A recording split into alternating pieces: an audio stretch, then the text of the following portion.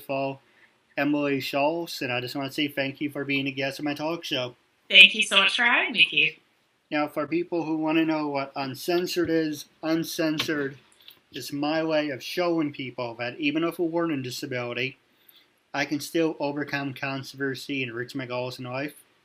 At the same time, I'm able to turn myself into a perfect example for people out there dealing with any types of disabilities or learning disabilities. That you should never give up and you should prove to people you can still amount to something. With that being said, it's a half hour, 45 minutes of your time. You can say anything you want, curse if you want to. And this is completely what you want to do. And if you want, you can get up, walk around, show us your place. But right behind you, that's the perfect shot. Awesome. That's a great background. Yeah, this is where I usually do my Skyping. I'm in my dining room and you're looking back at my living room.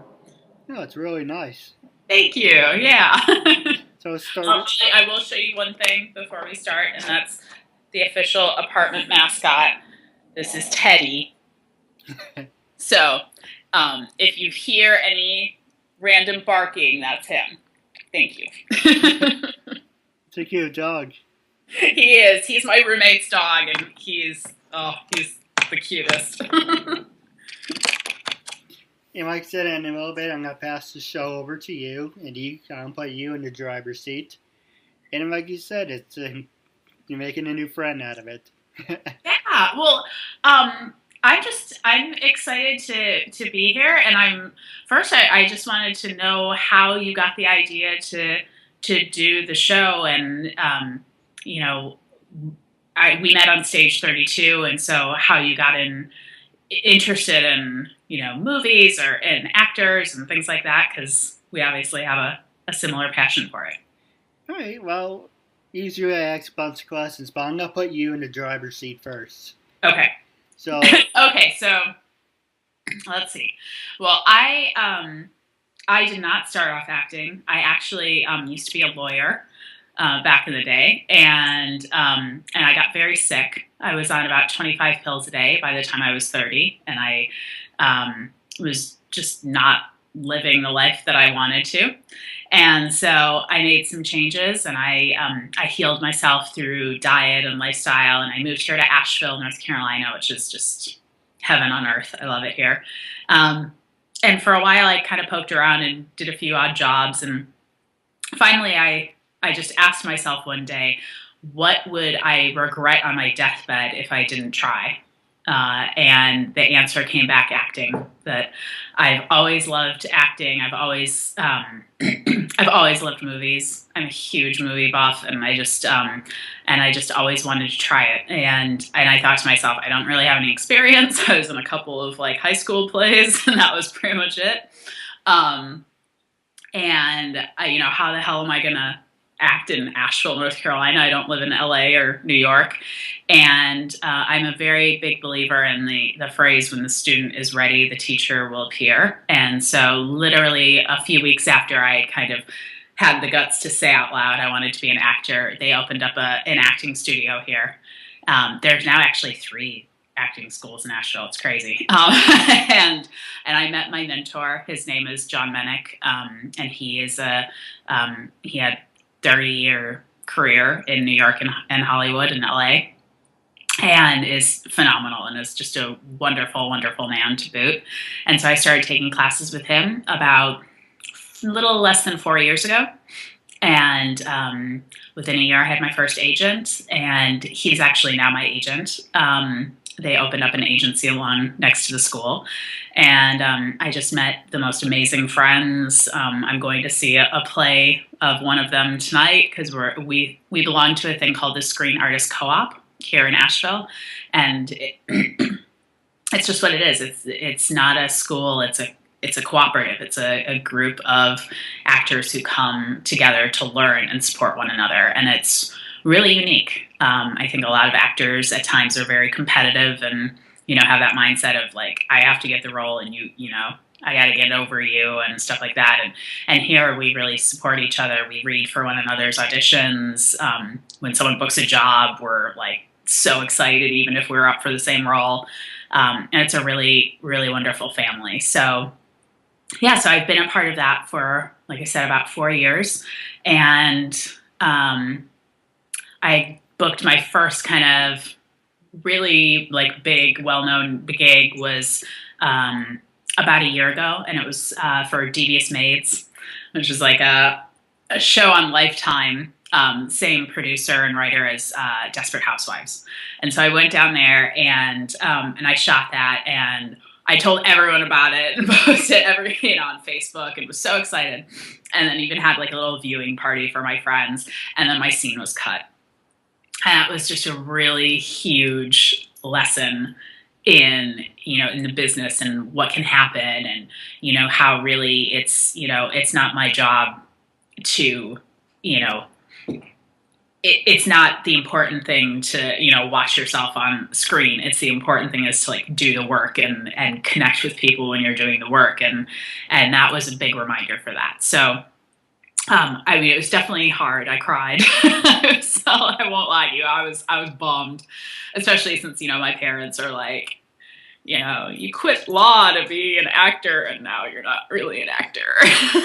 What the hell are you doing? And so I just kept auditioning, and I kept taking class, and I kept at it, and just kept my belief up. And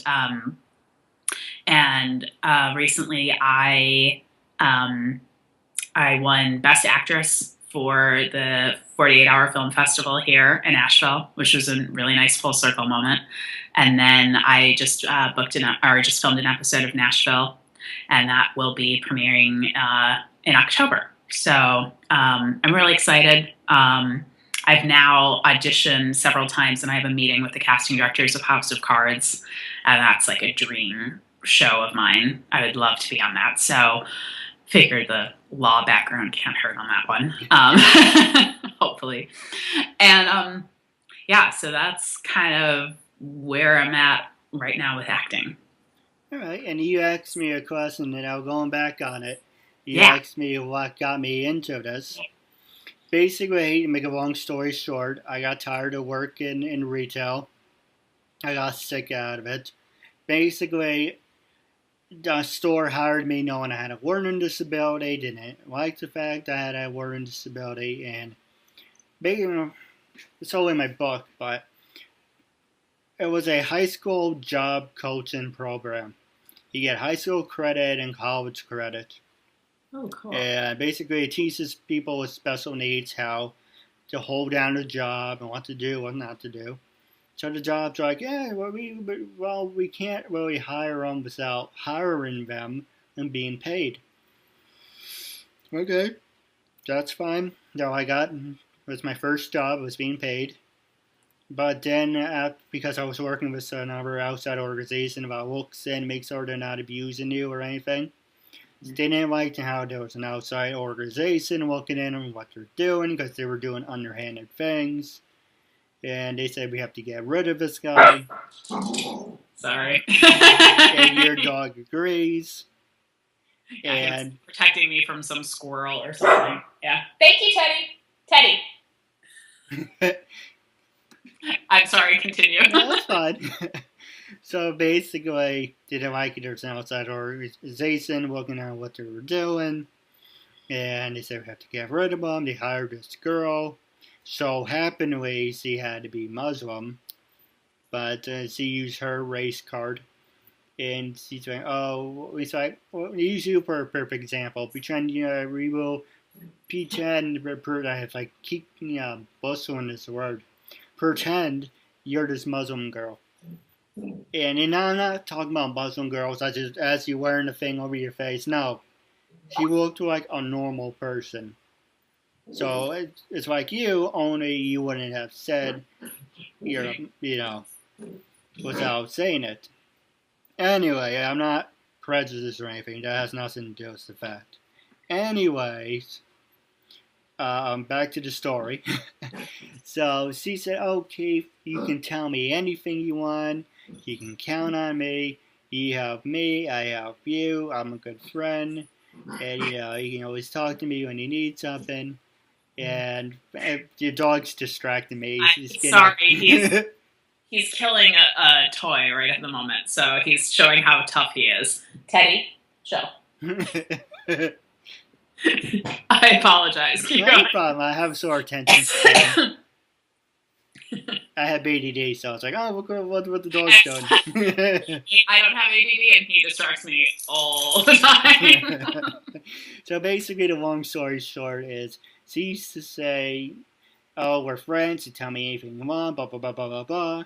Go in the back, and you would say, oh, Keith is stalking me, Keith is doing this, Keith is doing that, I will get yelled at. And it's uncensored, so you can curse if you want to. And it's like, oh, that's exact words.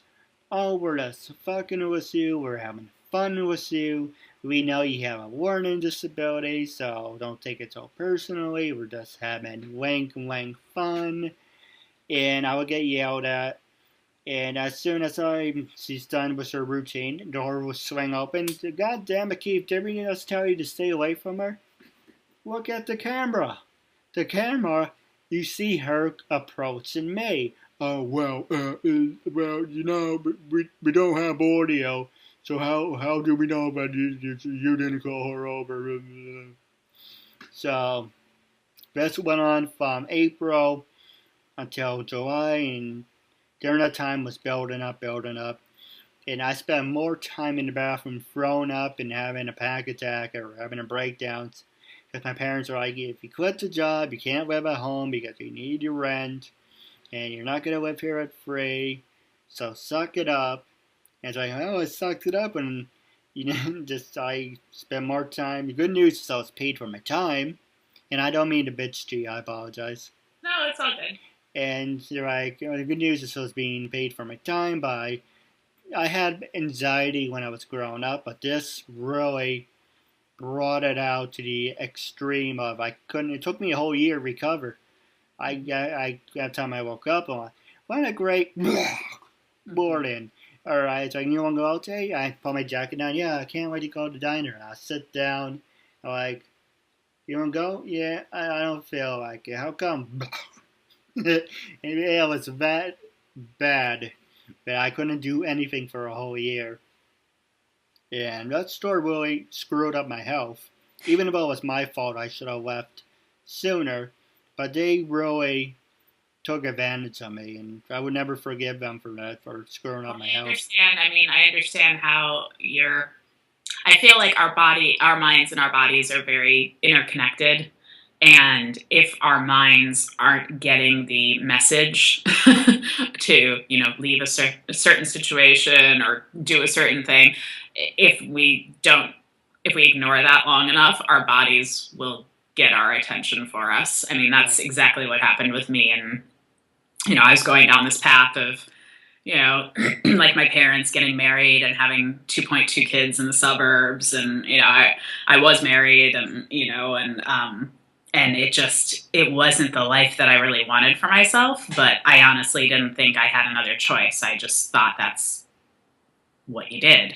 And so it was as if my body was saying, okay, you want to go down this road? Yeah, you really don't. And we're going to make you so sick that you can't go down this road until you kind of wake up. And so for a long time, I was very upset with my body, and I blamed my body, and I thought my body was stupid, and why is my body falling apart, and other people practicing law, they're fine, like what? And now I look back and I'm so grateful that my body kind of woke me up, because if not, I'd wake up and I'd be 60 and have missed my whole life. So I'm glad it got my attention, because I wasn't getting the message. In a good way, it helped me with the talk show. Mm-hmm. But at the same time, I wished it didn't happen. Sure. But I think that's... What did I hear? It was literally today I heard something about this, and it was, oh, God, it was from an episode of House of Cards that I watched last night. But it was talking about how there's always suffering. That's just, human life. But our purpose is to find the lesson within the suffering. Right. And that's, a cheesy line from a show, but honestly, it's pretty true. And that's what I love about movies and TV and acting is that on the surface, yeah, they're just stories and, it's just entertainment. But really, there are lessons in everything. And there's always things that we can empathize with and relate to. And I literally talk in movie quotes. I mean, and so there are times when I cannot find the words to express my feelings, and literally a movie quote will come into my mind and it makes absolute sense, and I'll say it and the person's like, yes, and it's like that connection that it creates between people, even if it's just you're just watching it or you're fans of the same show or movie. I love how it just brings people together. And for a long time, I think that's why I didn't allow myself to think that I could be a part of it, was because it seemed frivolous and not serious and not something you'd make a career out of. It's like, okay, yeah, that's fun to do on the weekends, and then like go get a real job is kind of, not what my parents said to me, but kind of the feelings I thought when I was growing up. It was very much like, you go to high school, you go to college, you get a degree, you get a job, and this is what you do as an adult. And, to think that I could be an actor and make money from that just didn't seem real. And it wasn't until I met my mentor that I really realized, like, no, I could do this. Like, it's hard work, and it's definitely not all glamorous, but if this is something I want, I can do it. And I've asked myself many times over the years of, is this really what I want to be doing? And I have another business that I own and I run. And so I'm like, should I just focus on that? But I really love both of them, and I get so much out of both of them. And I feel like every time I go to a set, I'm always so happy. And I'm literally feeling like, wait a second, they're going to pay me to do this? Like, it's that thing of, do what you do for free. I mean, if they cast me on House of Cards and I got to be in a scene with Kevin Spacey, I'd pay them for that. Like, are you kidding me? Like, that you're actually going to also then pay me well too? I mean, so that's when I know that this is really what I want to do. And I'm a believer of, that our thoughts create our reality, and that we really can have whatever life we want. And so I know in my heart that I'm a successful actor. And whether it's next week or if it's when I'm 80, I really don't care. I'm in this for like the long haul. And last night I watched Titanic, which I've seen a million times, but I just love it. And I thought to myself, that woman, who's playing Rose as an older woman, apparently in the movie she's supposed to be like 101, but I think the actress was in her 80s or 90s. And I just thought, well, I'll do that role when I'm in my 80s or 90s. Like, because most women will have given up by then, and there won't be as many talented actors that age, and I'll take that role. So it's kind of like, I believe that it's not if it happens, it's when it happens. And so my job in the meantime is just to stay as positive and have as much fun and do my best work as I can and see where the chips fall. Yeah, absolutely. Now, wrapping up, I got to put you in the driver's seat. Was there any subjects you want to talk about? Anything you want to ask me? This is your time, after all. Oh, okay. Well, I would love to tell you about my other company, because I think it's something that other actors would be interested in. We haven't launched yet. We're launching in the new year, and it's called Shift Bars. So it's Shift Bars. Shift Bars with an F. Yeah, everyone makes that, and I actually I've got commercials planned. That's going to be a play on words for people who hear the swear word instead. But they are the world's first 100% organic and vegan zero glycemic energy bar. So they don't have any sugar in them. And it's really important for me. One of the reasons I was inspired to make them was that every time I would go to a job, I'd be on set, and I'd get hungry, and they'd show me the craft services table. And I mean, it's usually crap. It's usually like Doritos and Oreos and, and soda and stuff like that. And due to my past, I eat very good food. I eat very healthy food, and I really strive to take care of myself and exercise and meditate and, to really take care of my body because it's a priority for me. And so I just, I don't want to eat that stuff because I know how it would affect me. I literally, if I was to eat like pizza and stuff like that they have it on set, I would be sick. I would like be curled up on a couch, and, that's not the physical state you want to be in when you're trying to act. So I usually bring all of my own food to set with me. And so I wanted something that I could bring to set that people could eat, and that, wouldn't spike their blood sugar and would have them, have really nice sustained energy. And so I created this line of energy bars. So they are coming out soon. And so if people want to sign up, we have a Facebook page, and then we also have a website, www.shiftbars.com.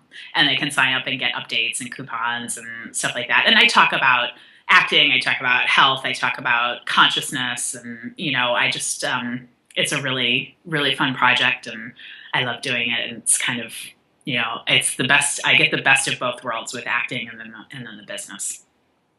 Yeah, absolutely. Well, after the show, I do have a couple of questions for you. Sure. And now the next thing, do you have any other questions you want to ask me? Or any funny stories you want to say? Well, I'm interested in the posters behind you. I want to know, are those all the same person? Or are you a fan of, I can't tell if it's a movie poster or not, but I'm always interested in what people have in their rooms. And which one are you talking about? Let's see. The one with the, I guess it looks like a movie poster, the one straight behind you. That's basically, that's WWE Diva Ashley. Oh, awesome. That's TNA wrestler Velvet Sky. Okay. And the one over my bed is WWE Diva Melena Perez. Very cool. And I used to have... We actually have a couple of former WWE people in our co-op. Oh, you do? Yeah, so Adam Copeland, who was The Edge, and he's now a star on Haven on the Sci-Fi Channel. And then his wife is Beth, and I can't remember what her stage name was. Beth Phoenix. Yes, yeah. And they just had a baby about a little over a year ago. And they live here in Asheville, and they're just awesome people.